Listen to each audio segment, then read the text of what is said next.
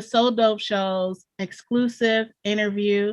Today, I am sitting down with Miss USA of Globe 2020, Miss Andrea Bennett, all the way over in Minnesota, joining me virtually. Hey, girl. Hey. Hey, girl. Hi, queen. Welcome to the So Dope Show. I'm so happy to have you. So excited. And we have so much to talk about. So let's talk about it. Sounds good. Thanks for having me. First thing I want to talk about is your background. Tell me a little bit about your upbringing and, where you're from, the basics. All right. Well, I could go to a billion different directions with my background, but I'll give you the short version. I'm a Minnesota girl. I'm a Midwest girl, but I'm well-traveled. So I like to say that I'm a worldwide citizen. But here I am in Minnesota when I could go anywhere, right? Were you born in Minnesota? I was born in Minnesota. Okay. Yes. In college at Denison, because I did have some family there. Yes. And then, so I grew up mostly in Minnesota and with pageantry. I'm sure you want to know how that all got started. Did you do pageant as a kid? Yeah. So I was not one of those toddlers in tiaras. Okay. But I did. My mom got this mailer, right? And it's like, put your daughter in a pageant. Mm-hmm. And here I am, this girl, like running around, like getting dirty in the mud and everything, and not really about wearing pink frilly dresses. So she thought I would say no, but to her surprise, I said yes. So I did that pageant, right? I'm 9 years old. I didn't take it seriously, but what I got from it was all the girls were just really goal oriented. They were kind. They were service oriented. And I thought, maybe there's something to this. Yeah. But again, I didn't take myself seriously. So then fast forward 10 years, I'm 19. I'm at Denison University. I'm taking some women's studies classes. And I'm thinking, okay, what's something that feminists don't particularly think is, or they question whether it's empowering to women? Pageantry. Yeah. So I entered a pageant as an ethnographical researcher, right? Like strictly research, still not taking myself seriously. And it was the same thing. I was fascinated with all the women. They were beautiful inside and out. They were service oriented. It was more than just about beauty for them. And I thought, okay, this is something I could get behind. Yeah. And so I kept going. Finally, it clicked in my mind to take myself seriously. Mm-hmm. And I hired a coach, and I thought, okay, what are things that I'm passionate about? I'm passionate about women's rights, making sure that we have healthy relationships, because that is the very foundation of our well-being. And I just kind of took it from there. So, yeah. Back to the Hill. Yeah, Denison. That's where we met. So I didn't post that part. Like, yeah, let's college. We used to be at the party. We met at Denison University. We were in the Black Student Union. Yeah. We were really involved, right? I remember you were doing hair on one side of campus. President of Freshman Foundation. And I was DCGA, which is the student government, which I was totally uninterested in. I don't even know how I got there. But yeah, you and I were both in student government. Yeah, I remember it being in like a room that looked like the Senate, like, and I was just not it was. But Black Student BSU, I was interested in everything that was going on there, where I met pretty much everybody, including yourself. But yes, I used to do hair in my dorm room. Had many clients. You did. And you did. Me and my roommate did homegirl dinners. So we fed people, and that's how I met everybody. But when I think of specific memories of you, I remember thinking like, wow, she's so pretty. I remember vaguely your boyfriend at the time. And I remember you could sing. I think it was like a homecoming open mic or something random. Oh gosh, that's right. Oh, we did. Oh gosh. Oh my gosh. This is so embarrassing. We did. Baby. Yes, it was the Bandersnatch. Okay, so there were all these open mics, right? We had spoken word. We had open mics where people would sing. We had, of course, at BSU, people would open up with Lift Every Voice and Sing. I've done that a couple times. Were you in gospel choir too? I was. Okay, see?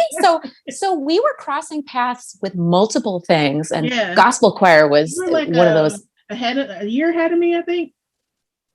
Yeah, 2002 I graduated. So Okay. yes. Okay, you're 2 years ahead of me. It Yeah. never mattered. Like once you get in there, it just I know you have your groups. I was yeah. thinking that, like, Yeah. did we graduate the same year? But there were a couple years difference. But I mean, when the you hang out, population, for people who don't know about Denison University over in Granville, Ohio, I think it was like 13% minority at the time. This is like early 2000s. And then if you break that the minorities down to like the Black people, that's an even smaller group. So it didn't really matter what class we were in. We were all together in some way all the time. true, all the time. Yeah. So I'll be like, wait, no, it doesn't matter. We were in somebody's meeting. It didn't matter. So I remember that. I remember you singing. I thought for sure you would be like doing musical theater or something at some point. Yes. Do you sing in the You're right. We don't. It's different pageant systems, right? So Miss America is one of those pageant systems that people know for talent, but other pageants, most of the pageants that I did not have a talent portion. It was all about platform. And even though that Miss America had, both platform and talent, that for some reason that system didn't really stick with me. Okay. So yeah, I just felt like at the time there weren't as many women of color. The representation was not really there. Yeah. And I wanted to put my efforts elsewhere. Mm-hmm. So, but it wasn't a bad thing. Pageantry is good overall. Yeah. It prepares you for life. Yeah. So I was involved in theater. I was involved in multiple things. And you know how it was at Denison. We had to stay just involved and active so that we could not be bored on the college on top of a hill. I used to rent cars, like yes, supposedly to go do responsible things, but we would just be at Myers. Take the van, go to Myers. We were going to get a van, and guys. We would roam around Myers. Or the mall. What was the mall in Newark? Like that was exciting. Yes. People would go to Columbus. You guys, there wasn't really anything to do. We had to figure out our activities. In the dining hall, you make up different food combinations. Yep. Yep. I never roamed down there to like go to the shops or anything. I was very like routine. I'm like, man, I kind of missed out on just doing that. Did you ever roam down there and check out Granville? Down to Granville? Yeah. Okay, Granville was it's like 2 blocks. Ice cream shop and some houses or bar. I think they had a bar. They did have a bar, which I did not go to really infrequent because I didn't turn 21 until I was senior year. So it's all about studying for me. I didn't go to bars because everyone had booze in the dorms. They did. Oh, they did. But you know what? I don't know. I was not really into all of that, but I did go to People Watch. Yeah. Do you remember? So I always went to People Watch. Do you remember your first like week at Denison? I do. It was like going to camp, right? My parents dropped me off and I'm like, no, don't leave me. I can't believe you're leaving me here. This is so like weird. You live here now. Like it's so weird. But it's true though. Like there were very few students of color. So a lot of us stuck together and it was a specific culture at Denison. Yeah. But yeah. What dorm were you in? Do you remember? I was in, what was it? Curtis? East or West? Curtis West. I'm like, wow, this is almost 20 years ago, you guys. I'm asking this for all the Denison people that are going to watch. Curtis. They're going to be like, Curtis West. Memories. It was Curtis West. I was on the 3rd floor. I had both a senior and a freshman for a roomie. So we had a triple. Oh, okay. Actually, we were on the 4th floor, I think. Okay. So it was an interesting thing that we had going on. Now we had the whiteboards. So people would go around and they'd write on the whiteboards, right? They'd make their rounds say hi to their friends. Mm-hmm. Oh yeah, on the back of the There door. wasn't really. I forgot about the whiteboard. Yeah. I think I have a picture of like I took pictures of everything back then with actual handheld disposable cameras. I have a Denison scrapbook, and you're probably in there. I'm about to go look through it. Yeah, I Everybody feel like is I in do there. have a few pictures of you. Oh I God. do. I probably had on a denim skirt to my ankles and sweater or whatnot. Okay, so when you were a student at Denison, I know you said you did a pageant for like research purposes. I did. When you Back were in there, Minnesota. what did you think you were going to do when you were a student at Denison? What was the plan? When I was a student, my plan was to gosh, I don't know. At one point I had a 5-10 year plan where I was going to go to it. I was going to go into the military. My job was going to be military police. And then I was going to move over to Cali, right? I was going to be a Cali girl. Okay. And I was going to go to police academy and join the police academy. You didn't do what? that. No, you didn't do any of that. I did not do that. But the cool thing is I still stuck with humanities. That was my major, right? All about humanities, everything human, what makes us tick. Mm-hmm. And so, yeah, I don't know. The first couple of years, I wasn't sure. So I just stuck with humanities, and I decided by junior year that I'm going to go to grad school. I ended up pairing that with business. So I paired my humanities degree with business, and I got a master's in human resources and a certificate in policy issues and work and pay. So very different from the 5-10 year plan going into the military and all that. The military police. Well, that is a very different path. It's very structured, very rigid, very what actually happened is not that.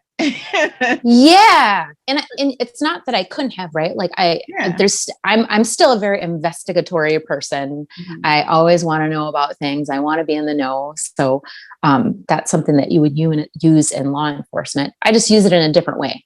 Yeah, absolutely. So, yeah.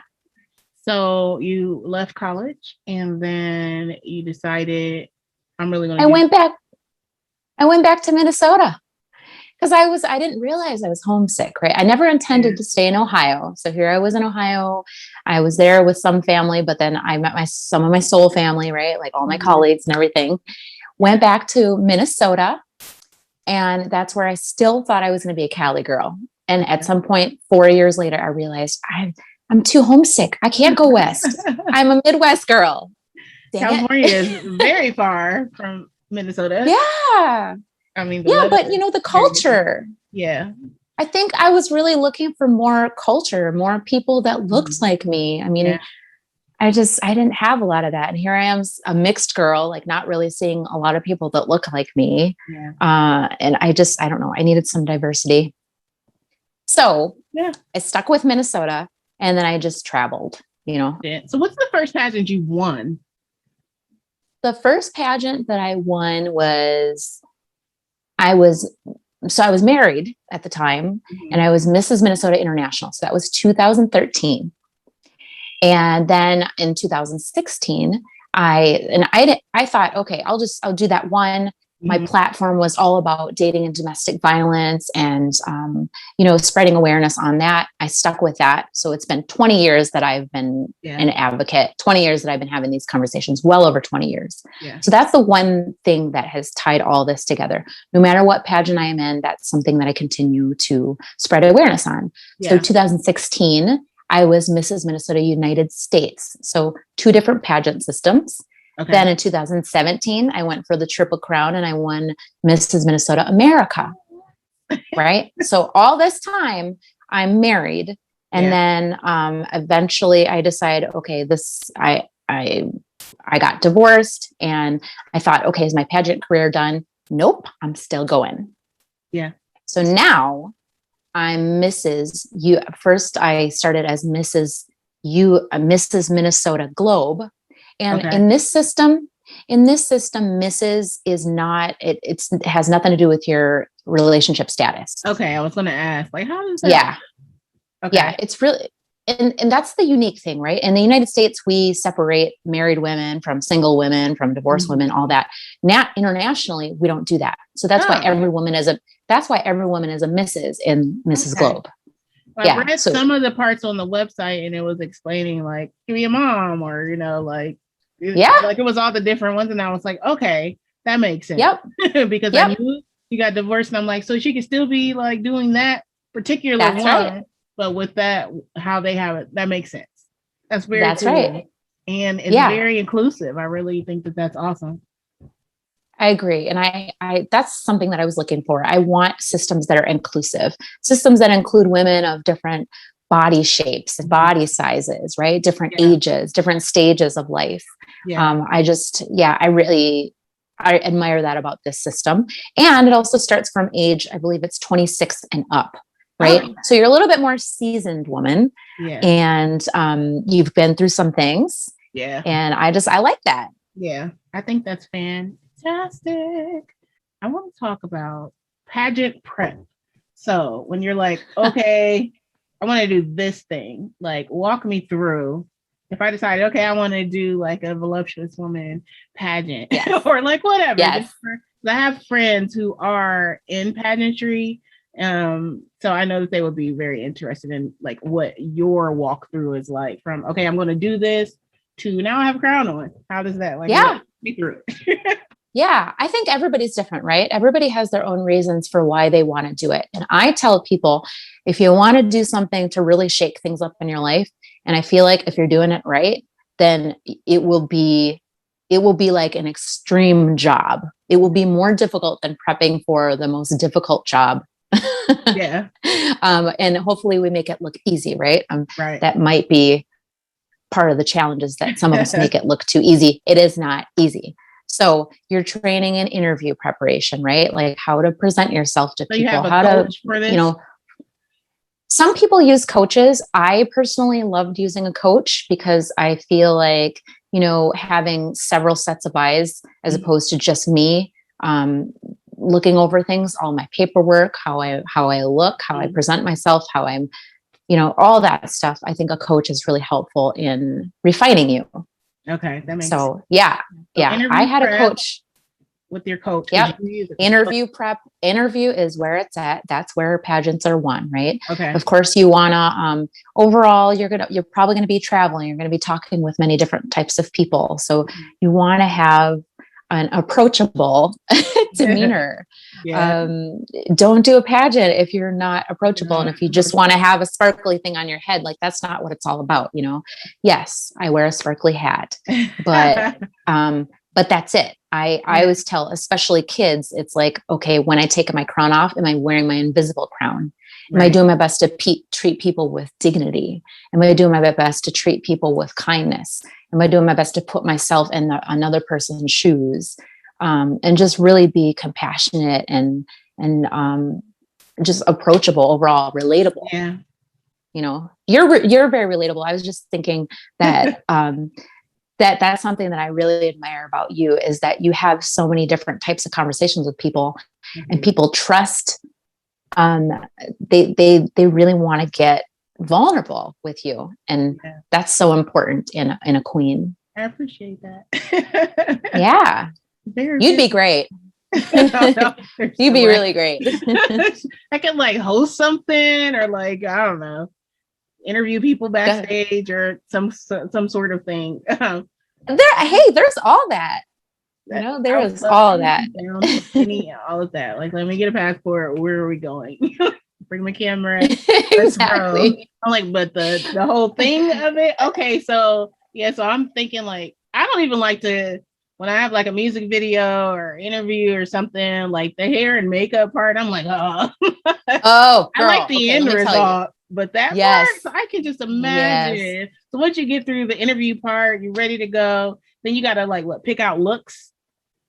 Well, okay, so you're preparing for the way that I think of it is it's like preparing for a marathon, right? Mm-hmm. So at the end is the marathon. So, but you got to take all the steps to get to the marathon. So for me, it's how are there different organizations that I want to partner with to get my message out there?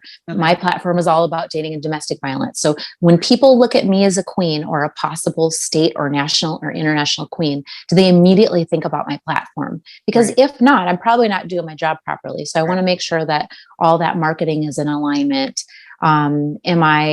Am I overall healthy, right? Like taking care of, it's not just about my physicality, but about my mental, emotional, spiritual well-being. How am I taking care of that? Because now, not only am I living for myself, but I'm serving other people. Right. So you're looking for different organizations. I think it works best to work with different organizations that are in alignment with your platform and partner together, because then your message can spread wider, right? Yeah. So, and you can have conversations with people. You can be in front of audiences. So that brings me to another thing. You got to be good at public speaking. So that's one thing that people are terrified of, right? They'd rather die people of all than ages speak in public. It would not like just the thought of just. I would rather die. Even touching a microphone is like yeah. Oh. So but see, it's a great practice, right? Mm-hmm. You're going to have to use it in life. You're going to use it in your job. You're going to use it around other people, socializing. So might as well get comfortable with it, doing a pageant. Yeah, exactly. So, and then your looks, yes, you want to dress presentable. Are you dressing like, and now it's fine if you want to be a COVID queen, jean queen, when you're wearing jeans and everything, and you're getting your hands dirty, and you're in the ditches and everything, and that's great. Do all that. Yeah. But dress appropriate for the job that you're doing. If you're going to a gala, you're probably going to be wearing an evening gown. If you're going to, serve at a kitchen, you're probably not going to be wearing your crown. You might, it just depends. So you got to be mindful of the organizations that you're working. How is it going to make them feel? If you're showing up like acting all high and mighty above the people at the soup kitchen. Like what? What are you doing? A good life. People learn how to read the room. People, and whatever you're doing, pageant or just anything. Please. Read the room, it's good practice, right? Yeah, that reminds me, like I was talking about on my show how Cardi B was on social media asking people to help her figure out which Birkin bag she should get in the middle of a pandemic, and people were like, we're poor. We are waiting for a stimulus check. Waiting for a stimulus check, trying to feed their families, and you're like, which gajillion-dollar bag should I get? Cardi. That is an example. The room. So yeah, that's what it is. I mean, bless you, Cardi B. If your circle is, helps you make those decisions, then by all means take a poll. But we're not it. We're not. Call Meg or whoever. But like most of the people who are there are not. Can't relate. Okay. I mean, just be relatable. Yeah. Yeah. And know your audience. Read the room. So for the gowns and the like more glam, like, okay, it's pageant time. Do you have a stylist? Yes. Are you picking this stuff out? Like, how's this working? Yeah, I work with, I have my own flavor and style too, but I love working with a stylist. I have a wardrobeist and I have a wardrobeist that I'm like, okay, Sarah Moses is her name. Mm-hmm. Shout out to Sarah Moses. Sarah. And I say, Sarah, this is, the type of events that I'm going to. I have a red carpet thing. I have an awards dinner, mm-hmm. And then of course I have evening gown for the pageant. So there's different things that she'll help style me for, which I'm so grateful for. That's because it's like you're pairing with different businesses, you're promoting them. And I think the point overall of my title is celebrating women, mm-hmm. celebrating all the roles that we play, all of our accomplishments, and all the things that we do daily. So it's great to work with different business peeps that know what they're doing. There's so many layers to women. So even your social media, you can go from super glam, like the picture with the white wings, Yes. Yes. The dress, Angelic wings. Yes. And then the next day it's like coffee, my hair's in a ponytail, whatever. That's right. And that's right. I'm Instacart shopping, right? It's some sexy stuff, like the red picture you dropped. Yeah. Yes. It's exactly what being a woman is. Like, yes, we are all of those things and should be free to be all of those things. I agree. We feel like being each one of those things. Sometimes I agree. You're like, ew. And then other days you're like, yes, I am everything. And that is, I am everything. I'm every woman. I'm preserving femininity. I'm doing all this. Yes. What does it mean to be feminine? Right? It's strong. It's powerful. It's beautiful. It's everything. So yeah. Absolutely. And each woman is so different, right? Like, it's up to us to define what that is. And so the type of queen that I want to be is what I want to be. It's not what Jennifer's doing over there, Camille's doing over there. It's what I'm doing. Yes. I'm my own competition. Absolutely. That always, like, in competition with who I was yesterday. That is the only person that I'm focused on. And I believe that every woman should be able, like, if you are the type who feels you're best in jeans and a t-shirt, like you said earlier, still read the room. Don't wear it to the gala. But that should be okay. And if you're someone who wants to walk around, with everything out, that is also okay. It is. Yeah, yes, absolutely. It is. I love that. So you get a stylist, or you're like, I want to wear blue, and then she goes, yes, okay, because that's how I would do. Exactly. That's my favorite color. Lavender. Ooh, you would look great in lavender. Yeah, just saying. It's springtime. Bring out the lilacs. Yeah, absolutely. Okay, I like that. So you pick the outfits out, everything's ready. Yeah. Then these pageants, like, are they all over the world? Where was the last one that you did? Yeah, so the last one was it was close to Las Vegas. So it was in Henderson, Nevada. Okay. And, with COVID, we had to change so many different locations, but I'm so grateful for the Mrs. Globe staff that they worked so hard on our behalf. And when things got canceled in Cali, then it's like, okay, nope, we want it to happen this year. We're going to make it happen in Nevada. Okay. So, it was in Nevada.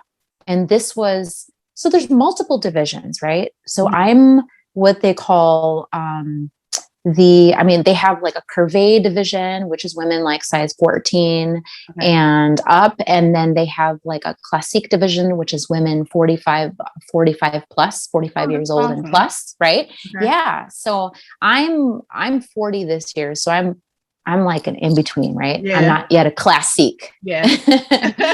So yeah. You got a little time before you hit exactly the 4 or 5. Before I'm a little bit more refined. So yeah. Got some time in there. Yeah. So, but yeah, they had the different divisions. That was in Nevada. We crowned some international title holders. So there's a lot of things going on at that time, right? Okay. So I was representing my state, and then I won the national title, right? So US of A. So I'm Mrs. US of A Globe 2020. Okay. And then we had so we have a Curvy Globe, right? And then we have a Curvy Classique Globe. Okay. Right. So curvy ladies over 45, that one was launched.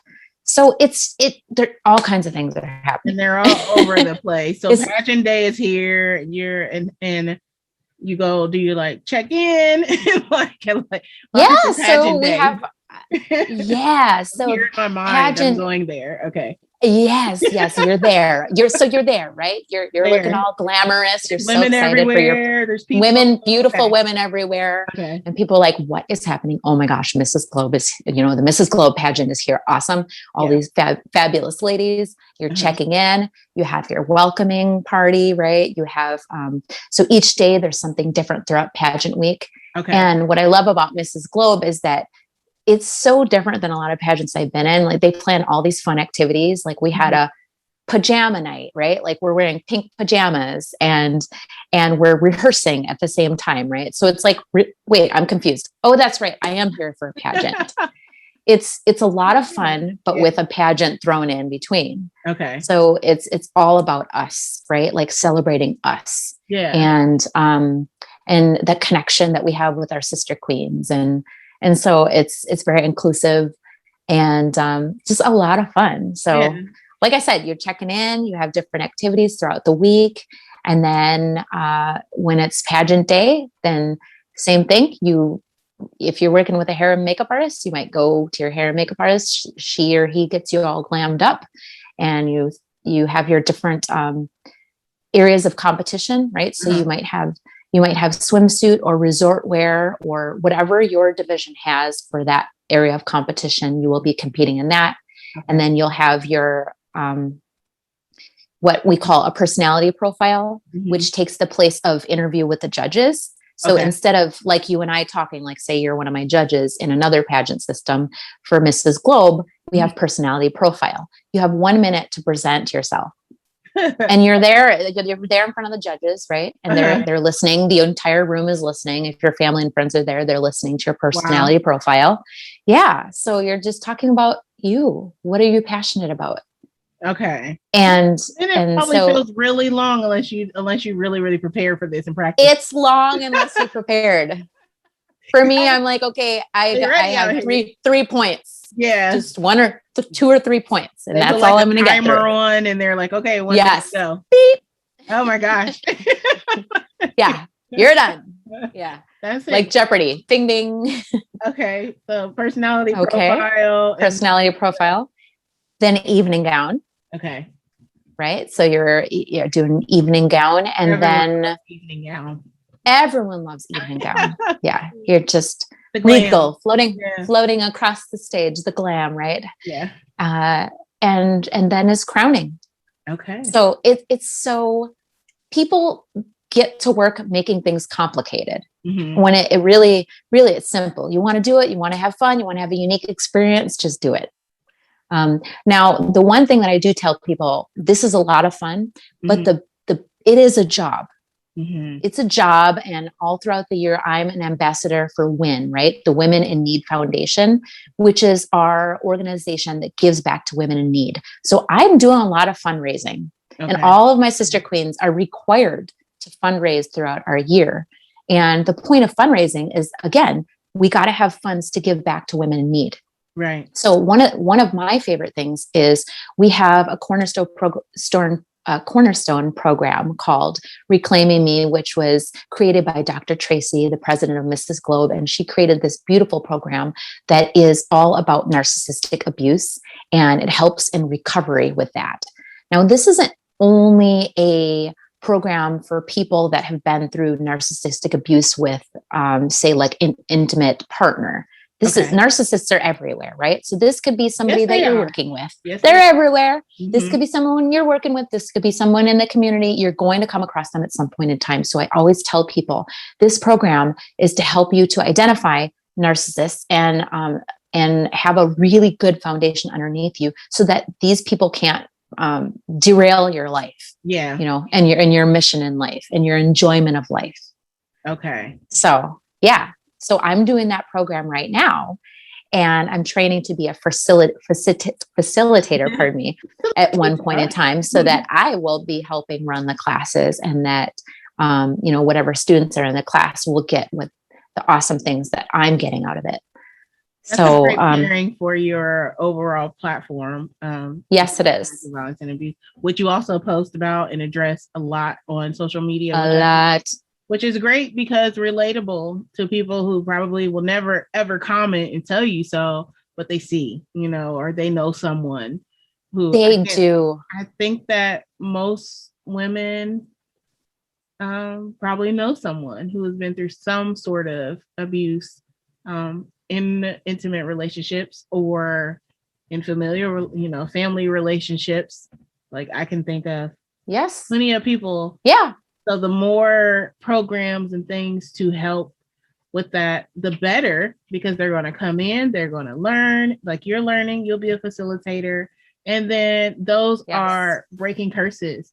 That's things that they can teach their nieces and their kids and whoever students along the way. So that's fantastic. We gotta break that cycle. It is such like you said, it's such a people are going through so much generational trauma. Yeah. And the sooner we can break it, the better. We're meant to live in joy. We're meant to live our divine life, right?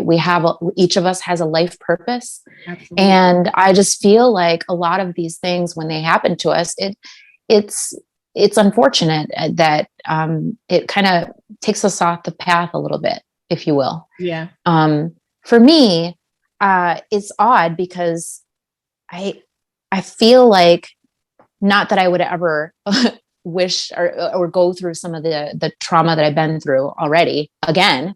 Right. But it just fits into my life purpose. And so I can speak on it. I can speak about what it's like to be emotionally abused when you feel like you're a strong woman and you think you're not going to tolerate it. Right. But it's clever. It's clever. And there's a reason why narcissists do what they do. They know what they're doing. They're good at what they do. They're good at what they do. So it doesn't matter how good you are. Like, you got to be better.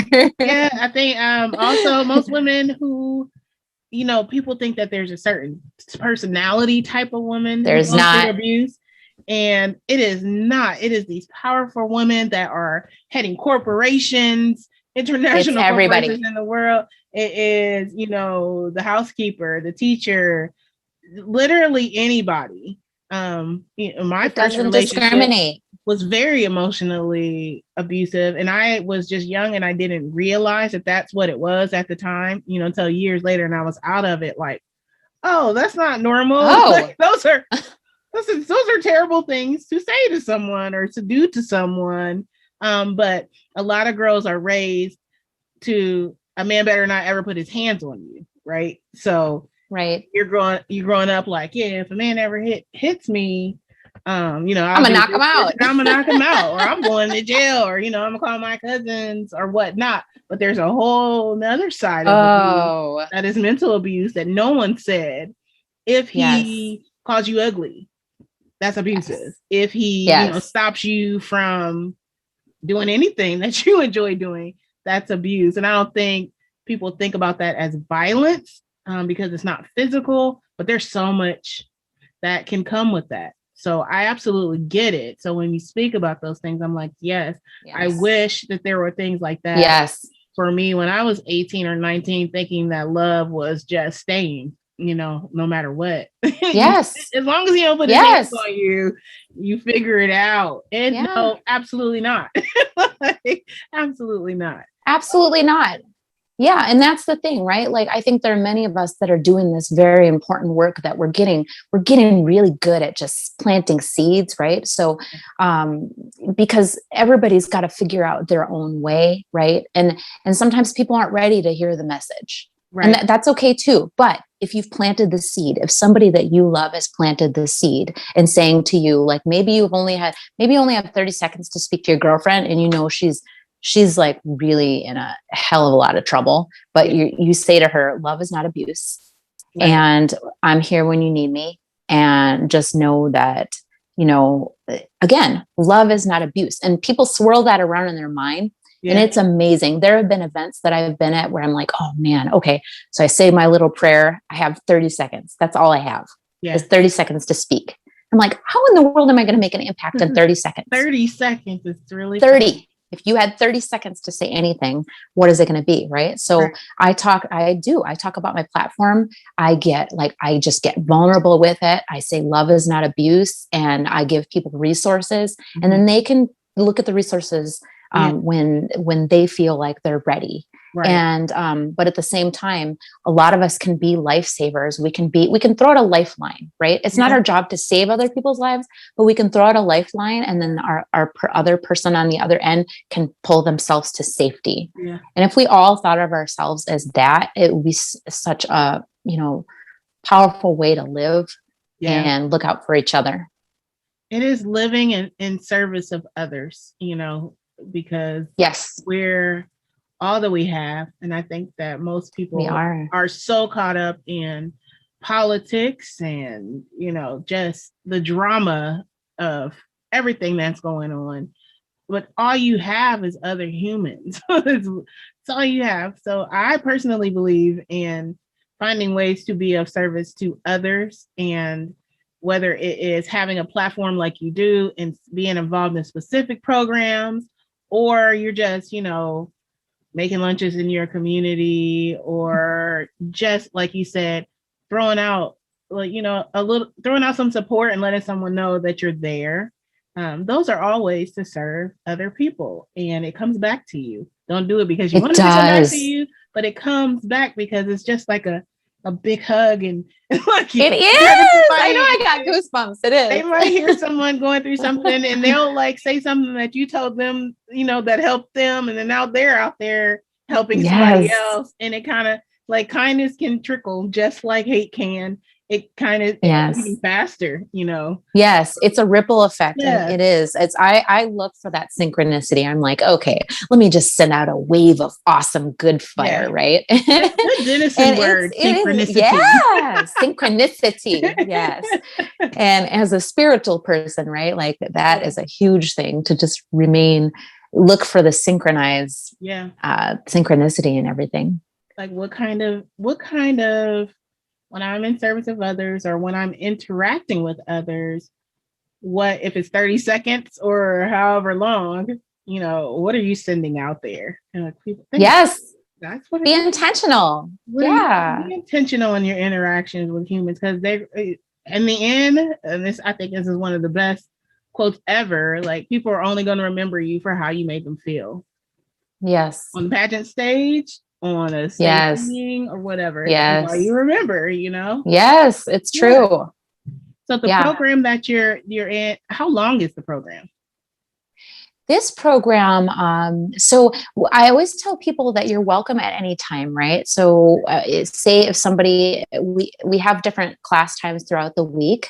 So, there's a Wednesday night class, there's a Thursday night class. We have life work for home on Saturdays, which is like going deeper into your healing journey. And so there's different times throughout the week, and you're welcome at any point throughout the program.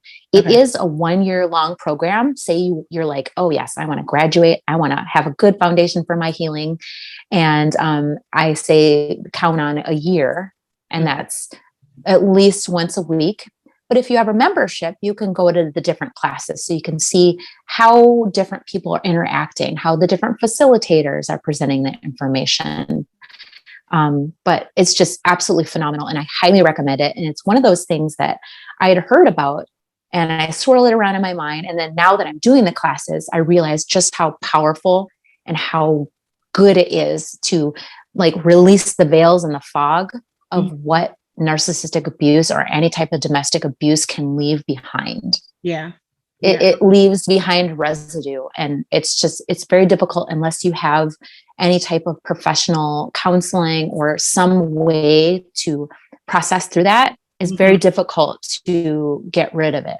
Because even if you do leave, that experience is still with you. So even if you think that it's not affecting how you relate to other people, your next relationship or your friendships, it's all intertwined. So if you don't heal, you just take it with you, and it may come out in different ways, but it's still very much a part of who you are until you get some help from a professional. Know what they're doing to help you sever that and move on. More help. It's true. Yeah. And I think people are afraid of that. I think people are afraid of getting help and what it looks like. And so this is kind of a nice, inviting way, a safe way, especially for women, because only women are allowed in the classes. But we do have some men that have the membership. So they'll watch the recording, they'll listen to the recordings of the material.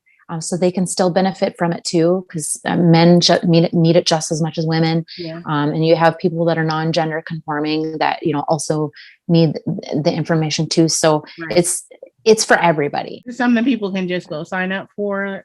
Or is there like a website? Yes. Okay. So, and I will give that to you if you want to post this later, but it's at Dr. Tracy TV. You could be a guest for one of the classes.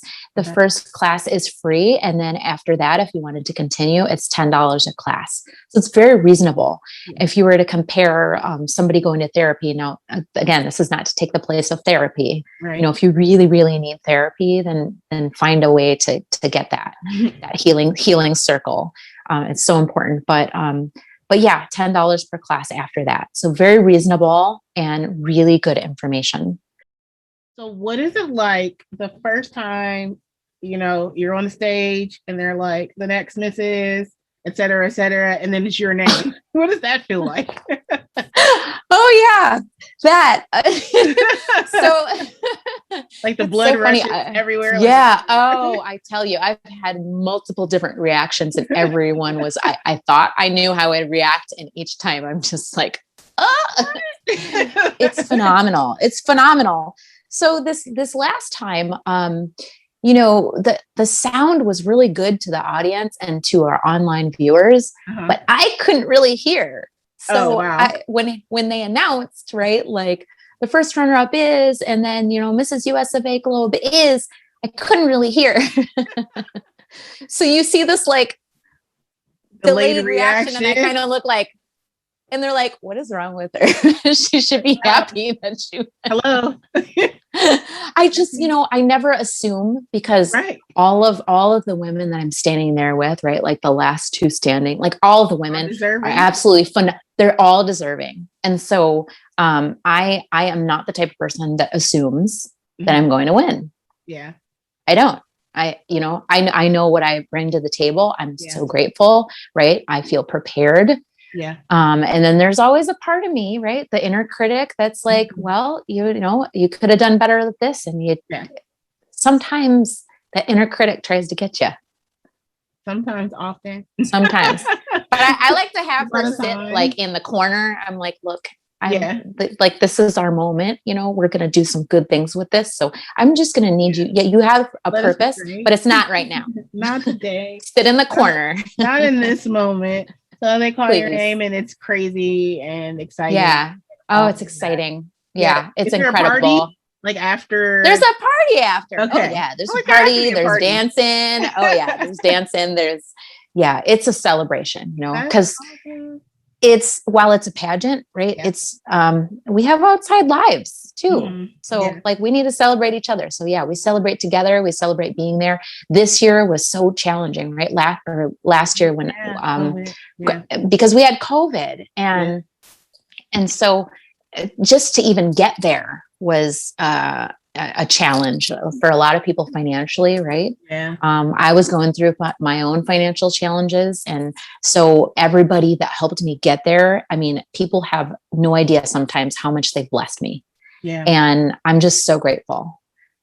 Yeah. So grateful. I couldn't do this without all my support. I hope that people always contribute for as long as you want to do it, because you're doing good work out here in so many different ways. Not only because I think that when people think of pageants, we think of like Miss Congeniality, right? The movies and the TV shows. But there's so much. I love that movie. I do. Such a good series.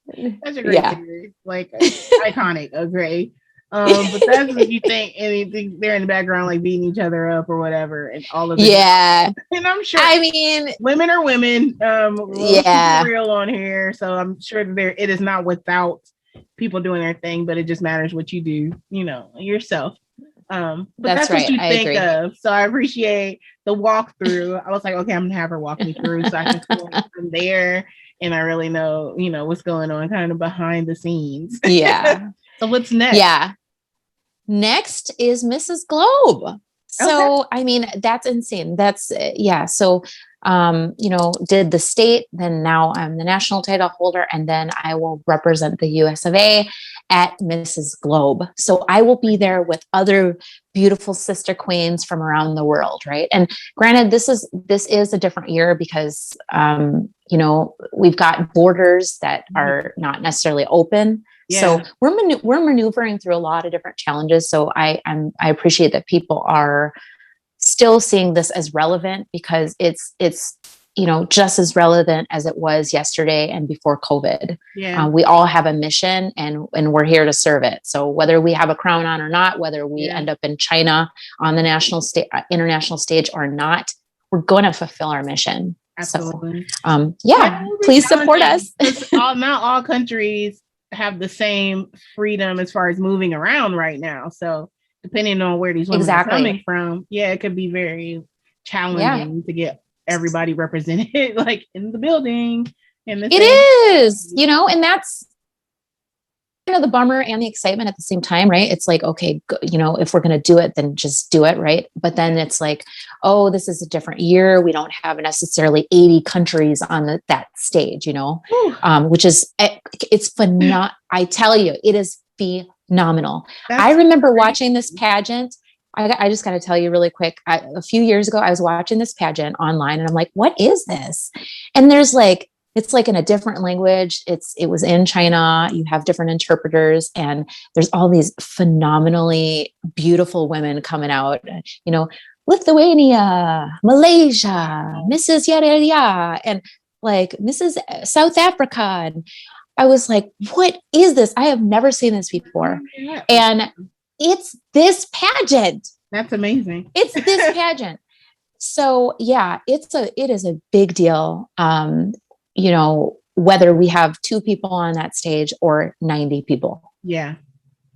That's going to be an experience. When is the pageant? Yeah.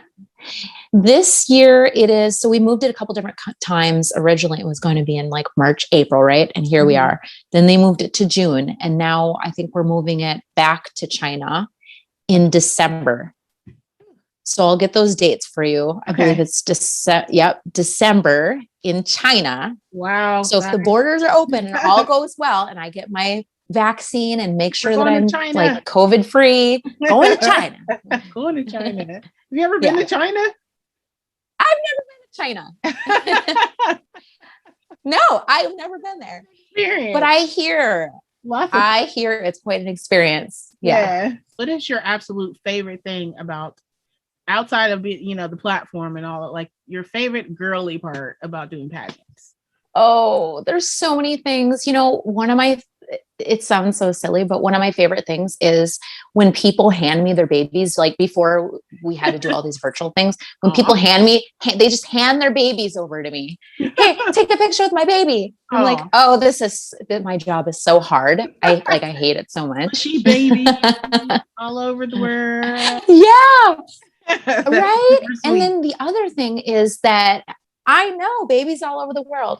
And then the other thing is that, honestly, no matter what age, and men love this too, like men, women of all ages and little kids. This one, we're not supposed to, put the crown on people, but other crowns I was able to. And the way that people's eyes light up, I can't describe it. It's ageless. Yeah. You got it. I know. They do. They're they like, put a fake hair on you when you're a little girl. Yes. And you're like immediately. Yes. They transform. It's like I call it the power of the crown, right? It's like, okay, if you feel the power of the crown for just a few seconds, imagine doing that daily or throughout your life. Yeah. And helping people while you get to wear the crown. Do you have what's the hardest or your least favorite part? The hardest part is dealing with different personalities, and especially when because I'm pretty well connected in my community and, around the world. But when people treat me one way and then I see them turn around and they treat like my girlfriend another way or my guy friend another way. Yeah. And it's like, just because I'm a queen or what is that? Everybody is important. Yeah. How are you going to treat my brother over here like completely disrespectfully and then turn around and be smiling in my face and treating me another way? What is that all about? Things that people do. I don't appreciate that. Do weird things. So if you're watching, don't do that because she doesn't like it. Please. Cool. Is the crown heavy? It's not really heavy. This is one of the heavier ones that I've had. But it's not too bad. It's like, I should find out how many pounds it is, honestly. Yeah, how much is that? Not bad. They look heavy. Yeah. There's one thing that I like to do, and I'm going to have to get my timer. I'm used to doing things on a timer anyway. Okay. This is called, I do it on the So Dope show. Since this is a So Dope exclusive, we're going to just carry it on over here. But this is called 30 seconds of joy. And all you have to do is think of literally anything that makes you like giddy happy. We have had everything from chicken wings to people's kids to like just all kinds of things in between. Oh, for Cartoons, a fun. TV show, anything you can think of. Let me put timer. Okay. So for 30 seconds, you're gonna gush like about your thing. Okay. My thing. Yeah, whatever your Oh, thing. like multiple things or like a thing? It can be a thing, it can be multiple things. It's just 30 seconds. You're gonna just talk about something that makes you happy. It could be silly or serious. It doesn't matter. Okay, let me get my thing. This is a So Dope Show exclusive interview. 30 seconds of joy with Miss USA of Globe 2020. Andrea Bennett. Woo! Okay. 30 seconds of joy. Are you ready? I'm ready. Okay. And go. I absolutely love going to the movie theater. I love going by myself. I love going with my boyfriend. Yesterday, we went to see Godzilla versus King Kong. Oh my gosh, it was so amazing. And another thing that I love doing is tricking kids with voices, right? So, like, I do these Disney voices or children's character voices. And one of the voices that I do is Elmo. It always trips them up. So I have them close their eyes and I'm like, hey guys, we have a special visitor. Hey!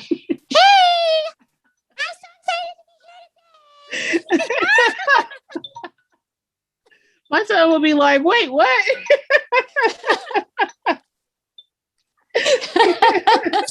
Like, that was definitely what we haven't had at all. Thank you for that. Okay. That was 30 seconds of joy here on the So Dope Show. Thank you so much for being here with me. Thank you. This is my first exclusive interview. So that will Thank you so much for having me. thing. I will always remember that. Who was my first?